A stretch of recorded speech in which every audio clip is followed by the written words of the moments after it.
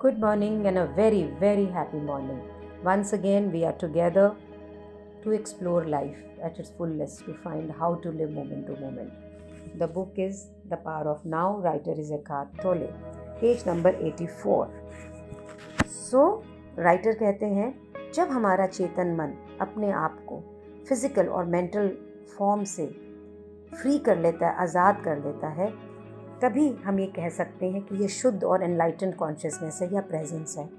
ये बहुत से लोगों में ऑलरेडी हो चुका है और ऐसा लग रहा है कि बड़े लार्ज स्केल में आगे होगा, लेकिन इसकी कोई गारंटी नहीं है कि ये हो ही जाएगा, क्योंकि अभी भी बहुत से मनुष्य जो हैं वो अपनी ईगोइक मोड ऑफ कॉन्शियसनेस, चेतनता, ईगोइक चेतनता जो है उसी के ग्रुप में है। वो अपने माइंड से इतने ज़्यादा उनकी पहचान बनी हुई है कि उनका दिमाग ही उनको रन करता है। अगर वो अपने आप को दिमाग से, समय से फ्री नहीं करेंगे तो वो अपने आप को डिस्ट्रॉय कर लेंगे, ख़त्म कर लेंगे। वो एक्सपीरियंस करेंगे बढ़ती हुआ कन्फ्यूजन, कॉन्फ्लिक्ट, वायलेंस, इनलेस, डिस्पेयर, मैडनेस। ईगोइक माइंड जो है ना, वो एक ऐसे शिप की तरह है जो डूब रहा है। अगर आप उस शिप में से नहीं निकलोगे ना, तो आप उसके साथ ही नीचे चले जाएंगे। और कलेक्टिव ईगोइक माइंड मतलब बहुत सारे लोगों का ये जो ईगोइक माइंड है, अगर ऐसा होगा तो ये बहुत ही खतरनाक पागलपन, dangerously insane and destructive entity ever to inhabit in this planet. तो ये जो इंसानों का कलेक्टिव ईगोइक माइंड है ना, ये इस पृथ्वी, इस धरा के ऊपर सबसे ज़्यादा खतरनाक पागलपन और सब कुछ ख़त्म करने वाली एंटिटी है। आप, राइटर पूछ रहा है आपसे, आप ये सोचिए, अगर ह्यूमन कॉन्शियसनेस में बदलाव नहीं आया तो इस प्लैनेट का क्या होगा। राइटर कहते हैं, ऑलरेडी बहुत से ऐसे ह्यूमन हैं जिनको सिर्फ रिस्पाइट मिलती है, मतलब मोहलत मिलती है अपने दिमाग से, जबकि वो कॉन्शियसनेस के बिलो चले जाते हैं। ऐसा तब होता है जब वो सो रहे होते हैं, या कब होता है, either when they are having sex, alcohol ले रहे होते हैं या ड्रग्स ले रहे होते हैं, जिससे कि माइंड की जो एक्सेसिव एक्टिविटी होती है ना, वो सप्रेस हो जाती है। अगर अल्कोहल नहीं ले रहे हो, ट्रैंक्विलाइजर्स नहीं ले रहे हो, एंटी डिप्रेसेंट नहीं ले रहे हो, इलीगल ड्रग्स नहीं ले रहे हो, जो कि बहुत बड़ी क्वांटिटी में ली जा रही हैं, तो insanity of human mind would become even more glaringly obvious than it is already. Means ये दवाई लेने से ये दिख नहीं रहा है, ये आपको दिख नहीं रहा है इंसानों का पागलपन, क्योंकि ये दवाई ले रहे हैं। राइटर कहता है, मैं ये विश्वास करता हूँ कि अगर इन पॉपुलेशन को इन दवाइयों से दूर रखा जाएगा तो ये अपने आप के लिए भी खतरनाक है और लोगों के लिए भी खतरनाक है। और ये जो दवाइयाँ हैं, ये इन्हें हमेशा एक रोग के अंदर ही रखती हैं। मीन्स एग्जैक्ट वर्ड अगर पढ़ूँ, these drugs of course simply keeps you stuck in dysfunction. एक रोग में उसको रखती हैं, और इनका जो बहुत वाइड स्प्रेड यूज़ है ना, ये डिले करता है कि हम अपने पुराने दिमागी स्ट्रक्चर्स में से बाहर निकल पाएँ और हायर कॉन्शियसनेस की तरफ चलें।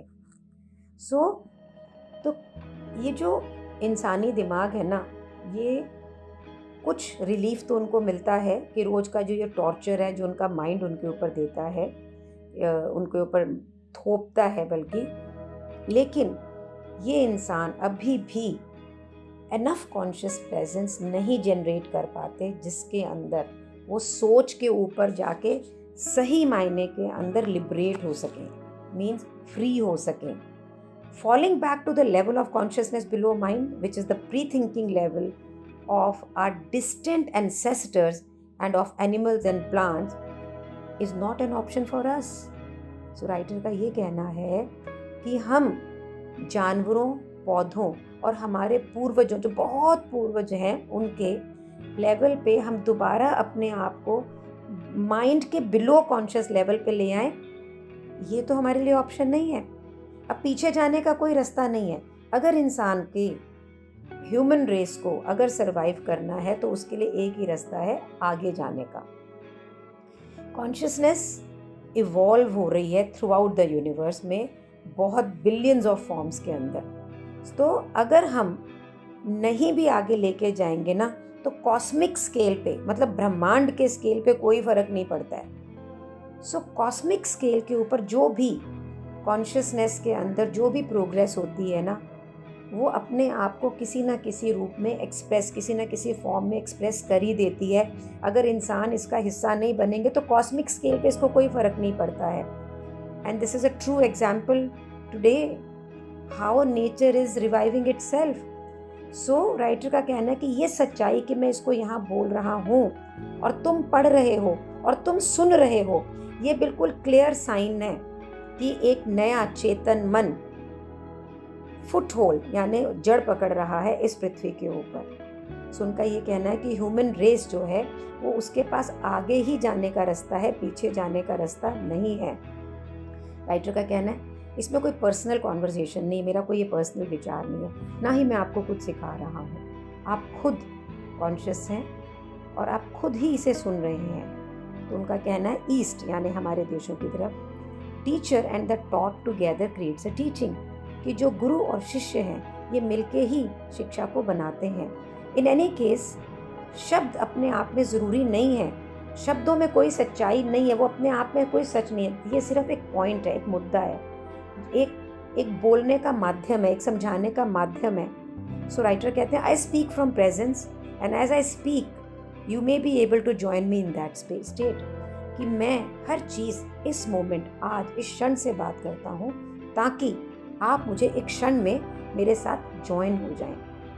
लेकिन जो मैं शब्द यूज़ कर रहा हूँ, जो शब्द इटसेल्फ, उसकी जो बनावट है वो तो हिस्ट्री से ही आ रही है, पहले की बनी हुई है लैंग्वेज है, जो कि पास्ट से ही आ रही है, भूतकाल से ही आ रही है। सो लैंग्वेज क्या करती है?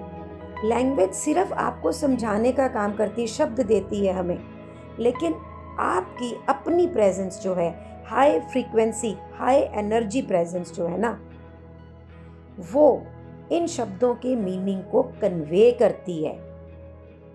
शब्दों का सिर्फ मतलब एक समझाना, एक अपने विचारों को देना है।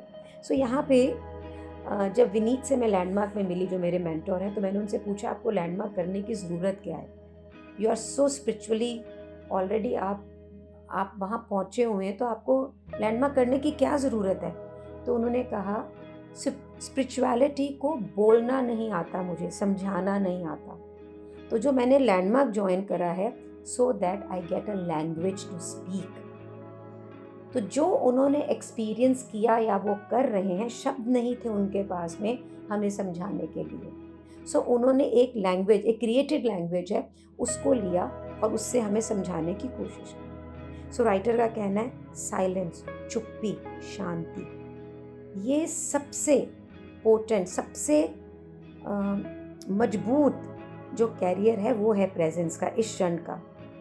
सो राइटर का कहना है कि जब आप इसे पढ़ रहे हैं तो आप मुझे बोलते हुए सुनिए, लिसन टू मी स्पीक, मुझे सुनिए और ध्यान रखिए, बी अवेयर, जागरूक होइए उस ऑफ द साइलेंस, उस शांति, उस चुप्पी का जो मेरे इन शब्दों के नीचे है।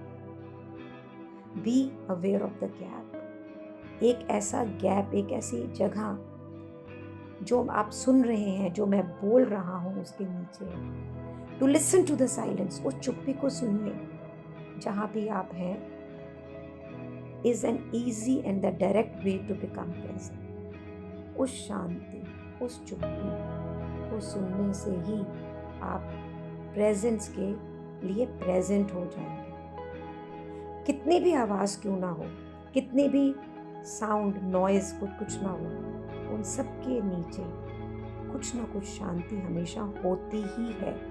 And listening to that silence immediately create stillness inside. जब हम उस चुप्पी को सुनते हैं ना, तो ये आपके नीचे स्टिलनेस क्रिएट करती है। Only the stillness in you can perceive the silent inside, outside.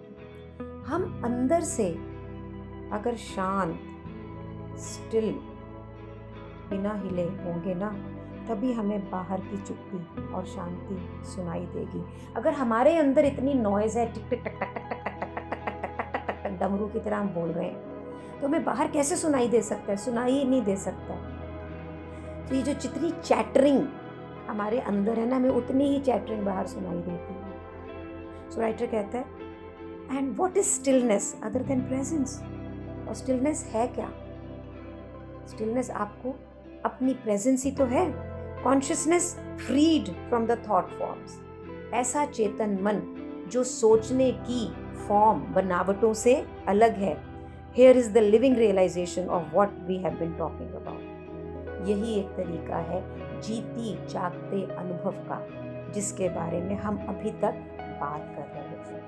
So can we take it today on कि हम एक्सपीरियंस करें उस शांति, उस चुप्पी का जो ये चारों तरफ नॉइज़ है। Can we make noise a voice? Can we do that? क्या हम अपने अंदर इतनी शांति लाएं कि हमें सब कुछ शांत नजर आता हो? Let's practice this today. Let's make it a day जब हर चीज़, हर पल, हर कुछ शांत। It's like I don't know what it is like. Thank you for being in my life. जितनी बार मैं आपके लिए इसे क्रिएट करती हूँ, उतनी बार ये मेरे लिए भी क्रिएट होता है। जितनी बार मैं आपको स्टिल होने के लिए बोलती हूँ, उतनी बार ये स्टिलनेस मेरे लिए भी क्रिएट होती है। It's a beautiful experience to speak and to listen to one's own self. Thank you so much for being here.